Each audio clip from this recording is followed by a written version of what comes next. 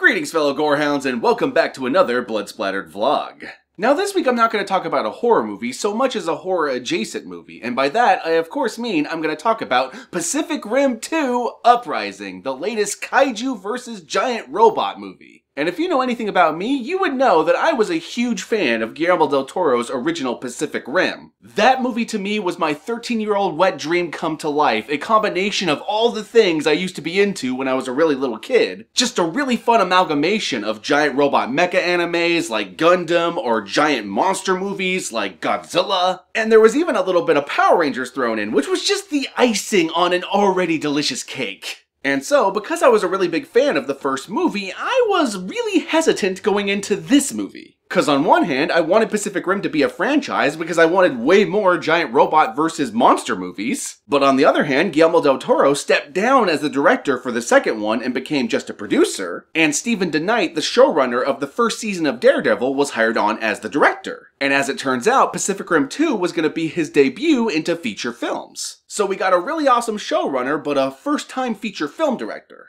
And he's coming off the heels of one of the greatest directors of this generation. So yeah, as excited as I was, this movie had all the potential to be a complete and utter disaster. And with all that said, I am happy to report, having finally seen Pacific Rim 2, that it is indeed frickin' awesome. Not only does it continue the story in a very surprising and quite fun manner, it expands the mythos in a way that I'm really excited to see continue on in further sequels. It also introduces a new main character for us to follow over the course of these movies who I happen to enjoy a lot more than the main character from the first film. Not to say that Charlie Hunnam's character was a bad character, just compared to John Boyega in this movie, he is way less interesting. And on top of that, John Boyega in this movie proves that he is totally Hollywood leading man material 100%. But with all that praise up front, I do want to address at least 3 of my problems with the movie before I move on to the rest of the stuff I liked. Number 1, there is a stark contrast between the directing in this movie versus the directing in the first movie. That's not to say there's anything egregious or bad in this movie, it's just you can really tell the difference between an auteur director like Guillermo del Toro and someone like Stephen DeKnight who primarily worked in television. So everything from the framings of the shot to the music choices to the colors chosen in the shot, all of it is supposed to align in order to create the most awesome and striking and beautiful and thematic image. Whereas this movie felt much more workman, it felt much more by the numbers. So despite having some really awesome CGI and some really badass action sequences within this movie, it still ultimately ended up feeling like a really big budget version of a really awesome TV pilot for a show you really want to see.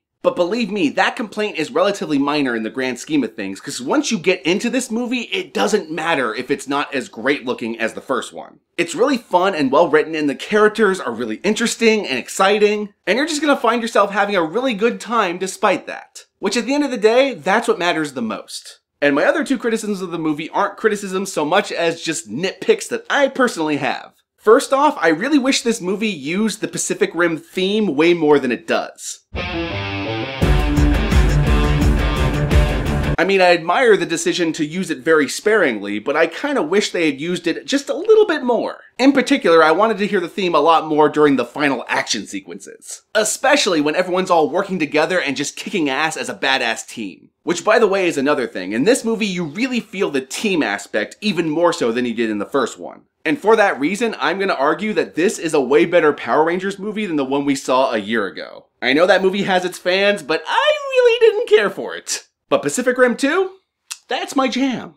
And my final complaint about this movie is the stupidest one yet, because basically I wanted to see Ron Perlman again. I know there was no announcement about him being in this movie, so I shouldn't be surprised that he wasn't, but I really wanted to see him again. He was so awesome and fun in the first movie, and it just would have been cool to have just one little cameo. Didn't have to be a big role, just at least one little small, like he could be on like the phone or something. Then again, I feel that way about movies in general. All movies can be improved by more Ron Perlman. That is just a fact of life.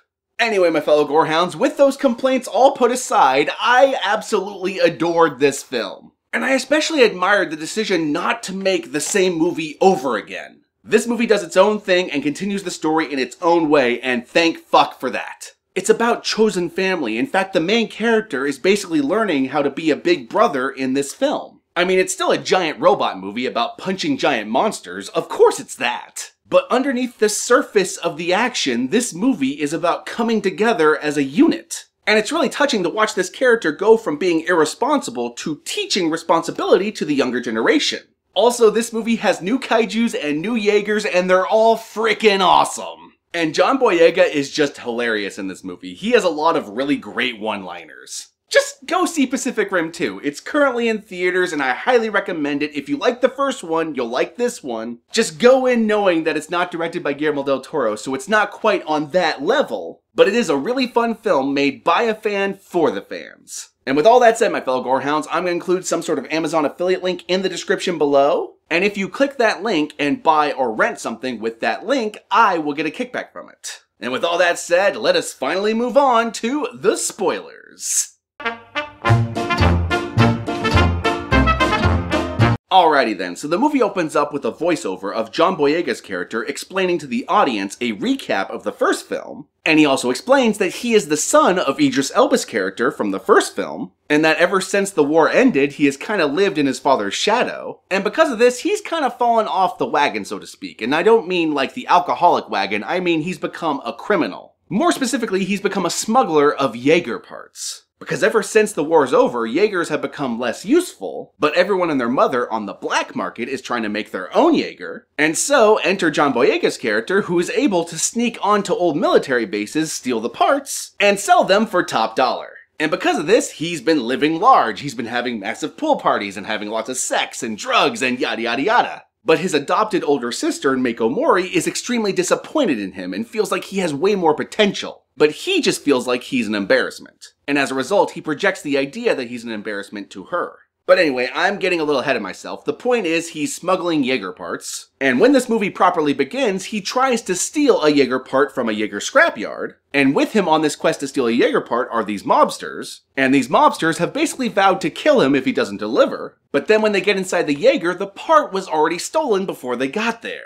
So this leads to a chase scene in which John Boyega is trying to escape from the mob, as well as catch the person who stole the Jaeger part before they did. And I will say this, of all the action sequences in this movie, this is the one that felt the most chaotic. Compared to all the other action, this one was just a little bit harder to follow, and I don't know exactly why, probably because of the fast-paced editing, or maybe just the other sequences are framed a lot better because there's a lot more CGI in them, so they pull back more. I don't know, just for whatever reason, this particular action sequence did not feel like it was on par with the rest. Anyway, so he escapes from the mob and catches up to the person who stole the part, and it turns out the person who stole the part is my favorite character in the whole movie, this little girl. She's like 13 years old, and she's using this part to build herself her own Jaeger named Scrapper. And Scrapper is small enough that she can pilot it on her own. But it turns out, while John Boyega was tracking the girl, the police were tracking John Boyega. So a big old military-issue Jaeger shows up to arrest them. So it's this really fun, almost Looney Tune-esque chase sequence in which this giant Jaeger is trying to catch this little Jaeger. And the action in this sequence was way better than the action in the first sequence. Anyway, the big military Jaeger successfully catches them and puts them in jail, where Mako Mori's character shows up and is like, "Little brother, what have you done? You're in serious shit, you're gonna go to jail for this." But how about this? Instead of serving time in jail, you can serve time in the military, where you, with all your previous military experience, can teach the young cadets how to be Jaeger pilots. And guess what? Your first new recruit is that little girl that you found. So naturally, instead of going to jail, John Boyega joins the military academy. And this is where the movie becomes like a buddy cop movie, because he's teamed up with his old Jaeger partner, and the two of them do not get along in the slightest. One of them's very by the book, and the other one's more like fuck the book. And so they're constantly butting heads, and it's just really entertaining.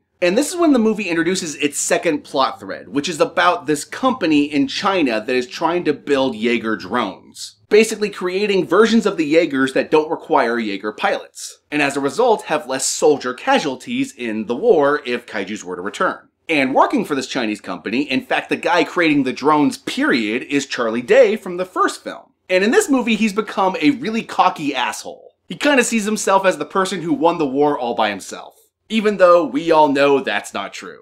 And it's around this time it's established that Mako Mori is not for the drone program because she's worried that drones could be easily hacked. And should someone actually hack the drones and turn them against the military, that would be really bad. But despite this, they decide to do a giant presentation of the drones in order to get them approved, and Mako Mori asks John Boyega to be her Jaeger escort and bodyguard at this event. So John Boyega gets back into a Jaeger with his old partner, and at first it's a little bit of a rocky start, but they eventually get back into the groove of it. But then, at the event, a rogue Jaeger shows up and attacks the event. People are fucking getting killed, and John Boyega and his partner have to protect his sister. But shit goes really south, and we get this really tragic death sequence for Mako Mori. Which, Jesus Christ, I did not expect that. And that shit hit emotionally hard. I started to cry. I'm not even kidding. Like, tears started to well up, and I was like, oh no, she's gone. Because she was one of my favorite characters of the first movie, and she's given a really good send-off in this one. But I wasn't expecting the send-off. Like, Jesus Christ, it just happens.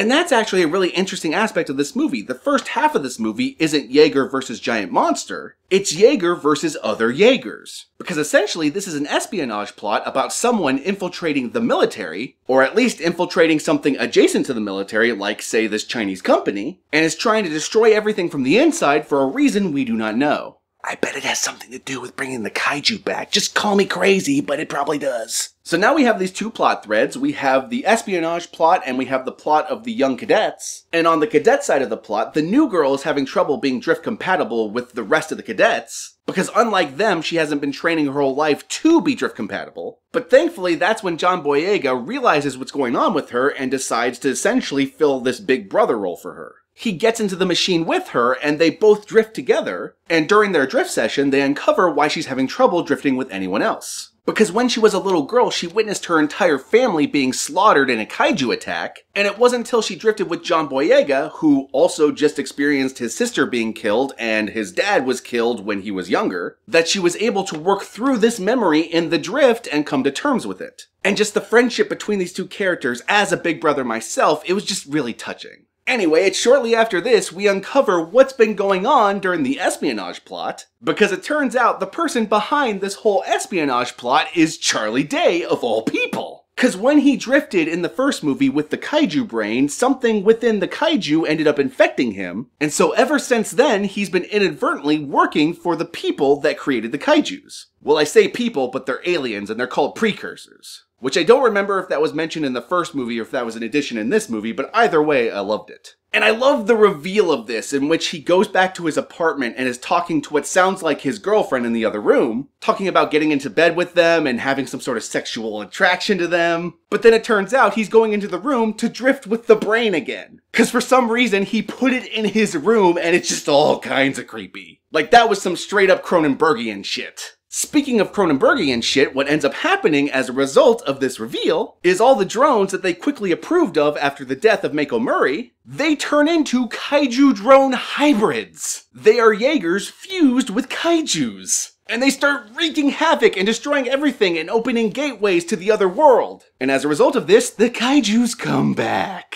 Once this happens, the entire movie jumps to the third act, which is just one giant fight sequence, just from start to finish. It's really fun, it's really big, it's really badass. And yeah, I wish they used the Pacific Rim theme more during this entire sequence, but it's okay. Despite that, it was still really awesome. And with that all said, my fellow Gorehounds, be sure to like, comment, subscribe, and don't forget to ring that notification bell so you're notified of my videos immediately upon their upload. And as per usual, peace out, my fellow Gorehounds, and I'll catch y'all later. And, whew.